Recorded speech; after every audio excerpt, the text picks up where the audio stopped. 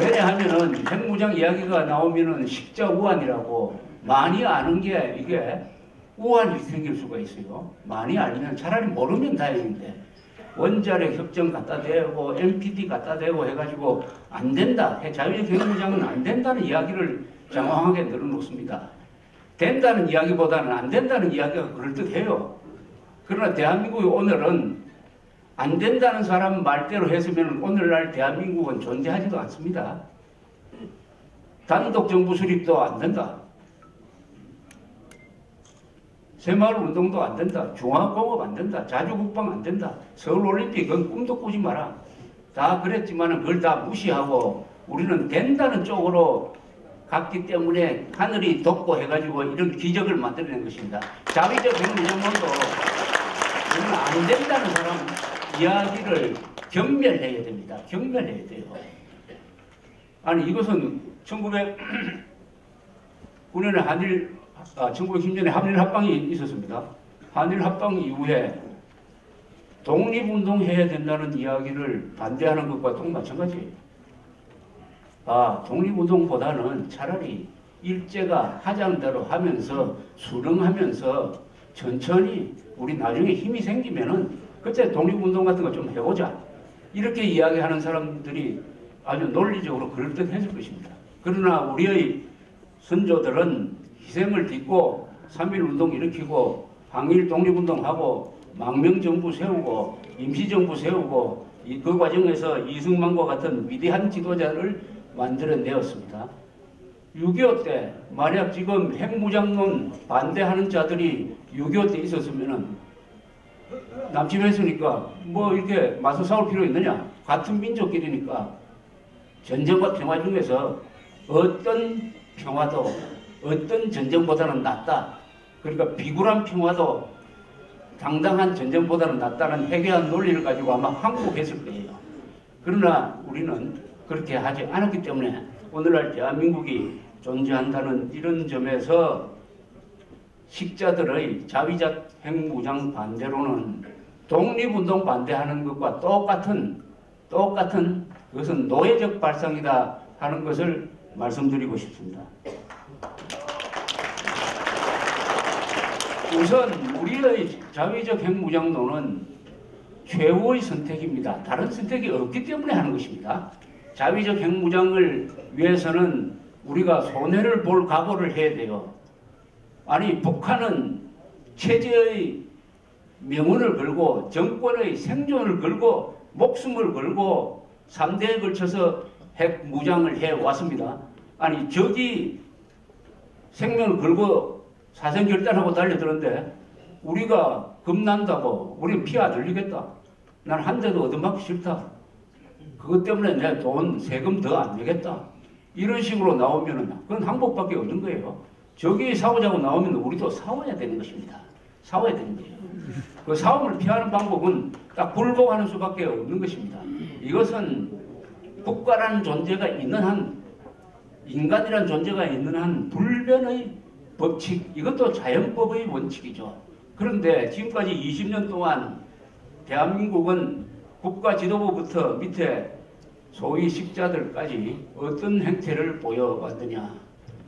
핵 문제는 한국이 해결할 문제가 아니고 미국이 알아서 해줄 것이다. 육자회담이 알아서 해줄 것이다. 거기에 따른 부담, 세금을 더 내야 된다. 국방비를 늘려야 된다. MD에 가입해야 된다. 한미연합사 해체는 절대 해서는 안 된다. 북한 핵 폐기를 전제로 하지 않는 남북회담은 할 필요가 없다. 이런 주장을 하는 사람을 수구 세력, 냉전 세력 이런 식으로 손가락질을 해오면서 지난 20년 동안 세월을 보내다가 보니까 이 20년 동안은 북한이 NPT에서 탈퇴한 1993년을 시작으로 해가지고 북한이 주도권을 잡았습니다. 왜 북한이 주도권을 잡았느냐? 생명을 걸었기 때문입니다. 생존을 걸었기 때문에 주도권을 잡고 한국의 멱살을 끌고 다녔을 뿐만 아니라 미국의 역대 정권을 우롱을 하고 중국을 침묵시키고 해가지고 드디어 목표하는 핵무기 대량 생산 체제, 그리고 그것을 미사일과 결합시켜서 약 1000개의 단거리, 중거리 미사일에다가 핵폭탄을 장착해가지고 대한민국 전역과 일본을 위협할 수 있는 핵미사일 전진 배치 1000기의 핵미사일이 서울뿐만 아니라 이 도시화된 한국 전역을 사정권 안에 놓고 그 보탄을 누를 권한을 가진 사람은 제정신이 아니고 오늘이라도 발작을 해가지고 내일 아침에 보탄을 누리기로 결정을 하면은 아무도 말릴 사람이 없는 이런 상황 하에 우리가 놓이게 된다 하는 것을 우선 이 상황을 직시할 필요가 있다고 생각합니다. 제가 말씀드린 이 상황을 과장한 게 아니죠. 이번 3차 핵실험이 우라늄 탄일 가능성이 많다고 합니다.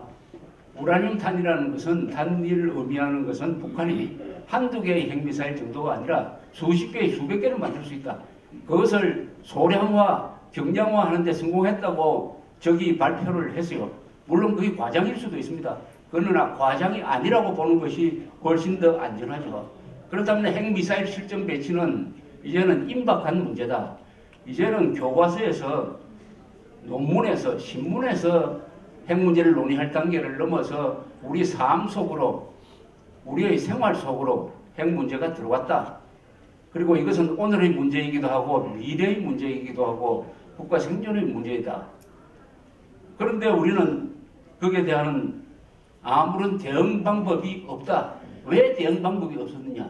지금 지난 20년 동안 정권을 잡았던 김영삼, 김대중, 노무현 이 세 정권의 거의 무책임한 행위 또는 이적적 행위, 반역적 행위 때문에 우리가 저기 핵무장을 하고 있는 것을 뻔히 알면서도 그 순간에 맞춰가지고 우리는 방탄조끼도 다 벗어 젖혀버리고 가지고 있던 무기도 내려놓고 해가지고 완전히 알몸을 벗고 지금 핵미사일 체제에 대비가 아니라 노출되어 있다.